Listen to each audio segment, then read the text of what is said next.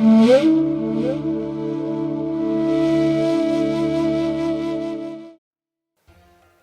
श्री राम। आज हम एक स्मरण आ गया कथा।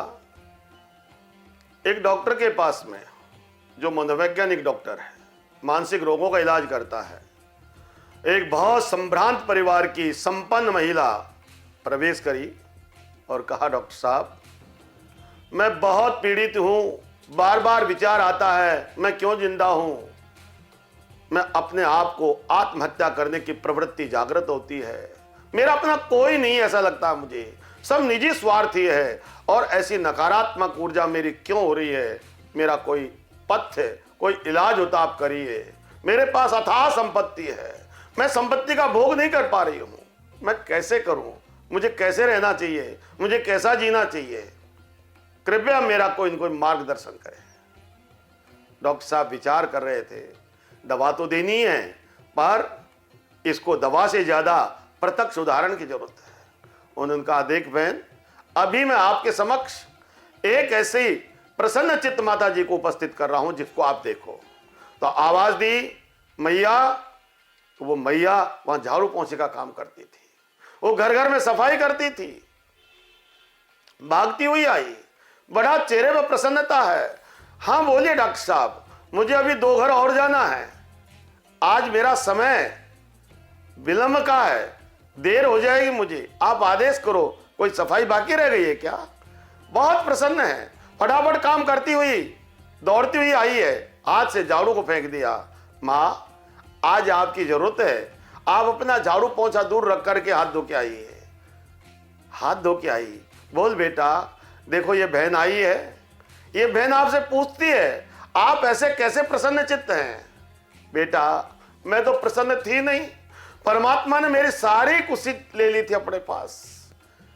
मेरे पति की कई साल पहले मृत्यु हो गई, इकलौता पुत्र था, एक दुर्घटना में मारा गया, मेरे पास जीने का कोई संसाधन नहीं, मेरे पास संपत्ति नहीं बची, मेरे पास संतान नहीं बची, मेरे पास सुहाग नहीं बचा, मेरे पास सम्मान नहीं बचा। मैं क्यों इस दुनिया में पैदा हुई हूं, क्या संसार में मेरा जैसा कोई दुख गिर सकता किसी के ऊपर। लेकिन मैंने जीवन में बेईमानी का कभी नहीं खाया, मैंने अपने जीवन में किसी का दिल नहीं दुखाया, तो मेरे को परमात्मा ने ऐसा दंड क्यों दिया। रात दिन रोती रोती ऐसा विलक्षण दिमाग में आ गया कि अब जीना व्यर्थ है।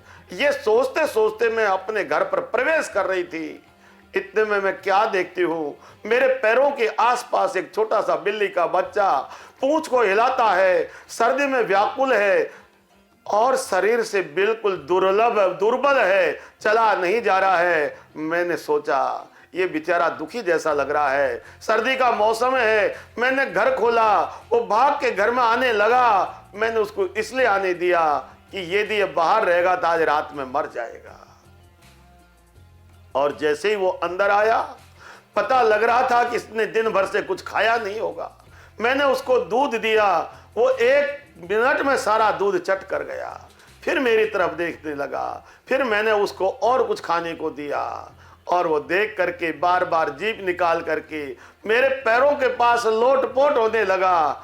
मुझे लगा, वाह, मेरे जीवन में एक छोटे से बिल्ली के पिल्ले ने कितनी प्रसन्नता भर दी है कि आज मैं इतनी व्याकुलता के अंदर, जब वो खिलाती, रात को उसको सुलाने लगी, उसको बहुत अच्छा महसूस होने लगा। एक दिन घर से बाहर गई, बिल्कुल पड़ोस में एक व्यक्ति अतिशय रोग अवस्था में पड़े हुए थे, कराहने की आवाज आई, मैं वहां पर गई।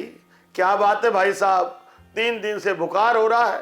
बहन, मैंने कुछ भी नहीं खाया 3 दिन से, मेरे पास दवा लाने के लिए कोई आदमी नहीं है, मेरे पास पैसा है लेकिन मैं चल फिर नहीं सकता हूं, मेरे ऊपर कृपा करके मेरी कोई व्यवस्था कर दो। मैं भाग के घर पर आई, मैंने 4 रोटी बनाई और बना करके और उस सज्जन को मैंने पहले भोजन कराया और उनकी व्यवस्था बता करके डॉक्टर से दवा लेके दी। और वो रोगी व्यक्ति मुझे बहन कहने लगा, मुझे एक भाई का ममत्व जागृत हुआ। मुझे ऐसा लगा इस संसार में मैं एक पुत्र वाली नहीं हूं, मैं अनंत पुत्र वाली बन जाऊं। और संकल्प ले लिया कि वसुधैव कुटुंबकम। हमारे ऋषियों ने एक मार्गदर्शन दिया था कि सारा संसार ही मेरा कुटुंब बन जाए, और मैं भले झाड़ू पोछा करती हूँ, जो भी मजदूरी करती हूँ बड़े आनंद के साथ करती हूँ, जो भी मुझे मिलते हैं उनकी जितनी संभव हो सकता है, मेरे पास भले ही धन नहीं है, मैं तन से प्रसन्न रहती हूँ, तन से सहयोग करती हूँ, मैं मन से स्वागत करती हूँ। क्योंकि जीवन में एक चीज मैंने सीखी है बहन, कि जीवन में जो प्रसन्नता है, यदि एक अध्यापक मुस्कुराता हुआ घर यदि विद्यार्थियों के पास में जब प्रवेश करता है तो विद्यार्थियों की ऊर्जा जागृत हो जाती है, और भय से वो जागृत नहीं होकर के मर जाती है। तो प्रसन्न चित्त रहने वाला जो अध्यापक है, जो शिक्षक है, उन बच्चों को अत्यधिक विद्या प्रदान कर सकता है। और एक दुकानदार जब प्रसन्न चित्त होकर के अपने व्यवसाय में अपनी दुकानदारी करता है तो ग्राहक को आकर्षित करके बहुत अच्छे से अपने व्यापार को चलाता है। जो भी व्यक्ति जैसा काम कर रहा है, एक गृहिणी है और काम करते करते प्रसन्न चित्त रहती है, लोरियां गाती है, और अपने बच्चों को जो जिस समय वो हंस करके खाना खिलाती है, अपने पति का प्रसन्न चित्त होकर स्वागत करती है।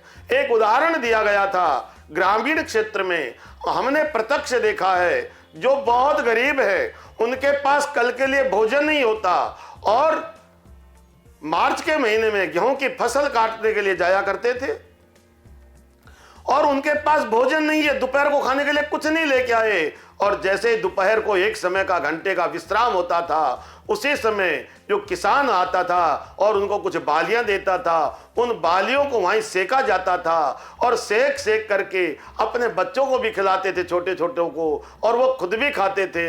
लेकिन वो जिस समय खेती काटते थे तो खेती काटने के गीत होते थे, होली के टाइम पर होली के गीत होते थे, शादी के टाइम पर शादी के गीत होते थे। लेकिन उनका एक संगठन था, एक संगठन के अंदर एकत्रित होकर के अपने दुख को सुख को बांटते थे, और वो अति आनंदित होते थे। उस जमाने में कोई मानसिक रोगी होता नहीं था, क्योंकि मन का रोग बांटा जाता था। जब हमारे पास हम सारे रिश्ते खत्म करते चले जाएंगे, जब तक हम वसुधैव कुटुंब को नहीं अपनाएंगे, हमारे जीवन का मानसिक रोग हमें खा जाएगा। मानस रोग बहुत हैं गाये, हैं सबके लख विरले न पाए। हर कोई व्यक्ति मानसिक रोगी है, लेकिन मानसिक रोग उसी समय शून्य हो जाता है जब हम किसी के दुख को बांटेंगे। तो उसका सुखी पहुंचाने का वो जो सुख की अनुभूति करता है, वो सुख हमारे मानसिक रोगों को समापन कर देगा। इसलिए हमेशा सुख बांटने का संकल्प लेकर के हमारे जीवन में सुखी रहना है, प्रसन्न रहना है। अरे आप कुछ भी नहीं दे सकते हो, आपके पास धन नहीं है तो मत दो, आपके पास कुछ भी नहीं है, एक मुस्कुराहट है, एक मानव ही है जो मुस्कुरा सकता है, बाकी 84 लाख योनियों में कोई मुस्कुराने की क्षमता नहीं रखता है।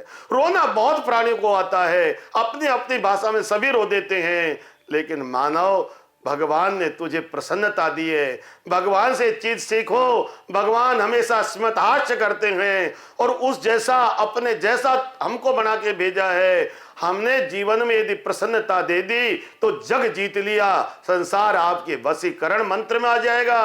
और साफ लिखा है, एक महिला बाबा तुलसी के पास गई, बाबा कोई वशीकरण मंत्र दे दो। तो बाबा तुलसी ने कहा, बहन मंत्र तो दे दूंगा, तू पालन करेगी?